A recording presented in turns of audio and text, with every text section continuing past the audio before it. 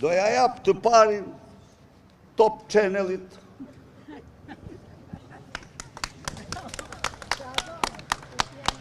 E kuptoni vetë, nuk bëj koment.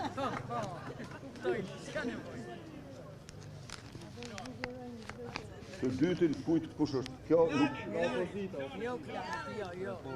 Jo, ku është shkafsho.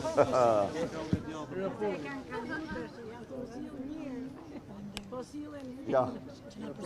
Dhe thoni pastaj që nuk respektojmë kundërshtarët. Ne i respektojmë. Po bëj shaka. Tani, një çështje dytë që duhet të dënoj këtu para jush, ta denancoj, është fakti që këtu 2 ditë më parë hyri me veston e avokatës mbrojtësje Pamela Qirko Balluku, motra e Rahmetlie Ballukut. Se tani e tutje, si që shënova djerë në një status, Lubie Balluku do të quhet Rahmetlie Balluku. Po, tani këtu ka një gjë të tmerrshme. Cila është gjëja? Jo se ato janë motra, jo. Por se vetorët marrin licencat e avokatërve dhe në stilin e Rakipi ata do të shkatrojnë përfundimisht të gjithë shërbimin e avokatisë, masi janë të vetmit që i kanë pengë gjykatësit, prokurorët, dhe është absolutisht drejtësia e konfliktit interesit. Nuk them se ajo motër, pse është motër, s'mund t'jetë avokate, se ligji e lejon, duhet t'jemi, por sepse është pra platforma e mafiozit më të shpifur, më të rrezikshëm në sistemin e drejtësisë, patroni i Altin Troplinit që e ka emrin Arben Rakipi. Çfarë bën Arben Rakipi? Arben Rakipi është drejtor i shkollës magjistraturës. Ndërkohë ka studion e avokatisë. Dhe shkon tani tek nxënësit e tij që mbarojnë dhe u pret gjobat, të kam vu kaq, të kam kaluar kaq, të kam bërë këto, të kam bërë ato, dhe ky s'ka akt më të shëmtuar, s'ka dëshmi më flagrante të një drejtësie të konfliktit interesit. Rakipi ishte vetëm një. Tani keni lukunin e vetorve, që janë, imagjinoni ju një famoze Genta Bunga, e cila përflitet për shuma të tmerrshme, bashkë me këtë Pamelen, të cilat përflitet për takime me Mek Gonigalin, të cilat përflitet dhe këto tani të vinë të mbrojnë, por ku mund të qëndrojë kjo? Të vinë me dosjet e vetigut për të mbrojtur kriminal në akuzat e tyre. Ky është dëshmi tjetër e një sistemi drejtësie në konflikt të plot interesi. Ja se çfarë krijoi Soros reforma. Nuk mbetet gjë tjetër, vetëm Delina Fiso temrohet antare në gjykatën kushtetuese. Edhe ajo do ndodhi. Pyetje, unë i hapur për çdo pyetje. Po. Më parë, zoti Basha është paraqitur për të pyetur për 21 janarin. Ju keni marrë një fletëthirrje për 21 janarin për të pyetur? Tani. Do të sqaroj shqiptarët se nga viti 2013 djerë në vitin 2025 njeriu që ka penguar çdo hetim të asaj dosje ka vetëm një emër dhe ky është Edi Rama.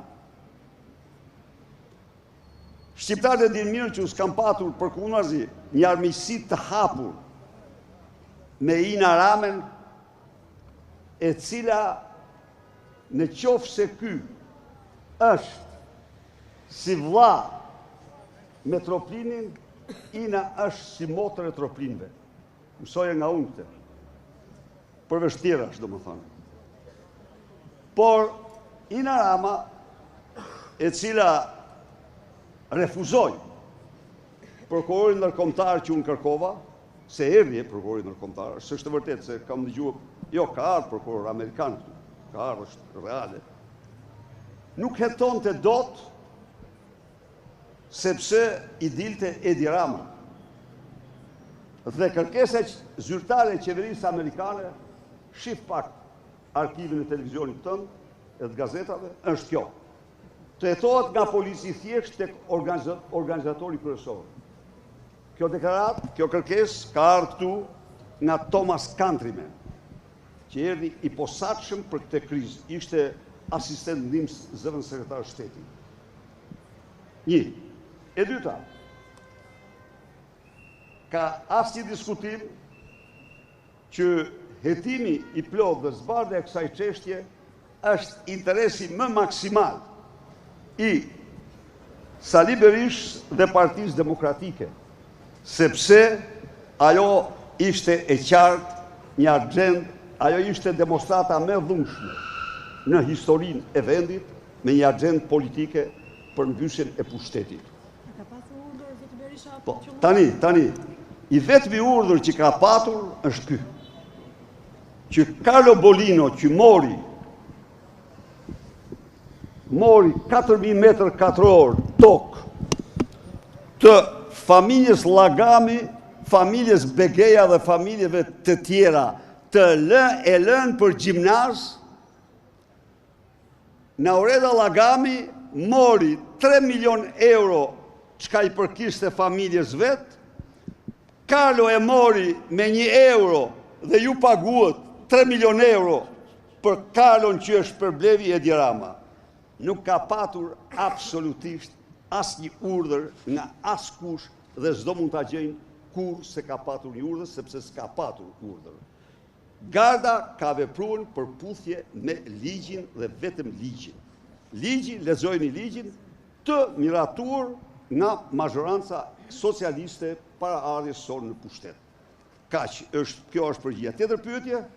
Do paraqiteni ju kur të bëhet spaku tekthirje si deklarues për çështjen e 21 janarit? Urdhë? A do paraqiteni zoti Berisha kur spaku? Në çdo fletthirrje që mund të më bëhet, për çdo gjë, edhe unë e kam faktuar këtë, në vjekeqe, e kam faktuar këtë, unë jam paraqitur prokurori shumë herë sa më kanë kërkuar, unë e kam ligj paraqitet. Nuk mund të kem sepse kam konceptet e mia unë për shtetin dhe shoqërinë parashtetërore, shoqërinë pasështetërore.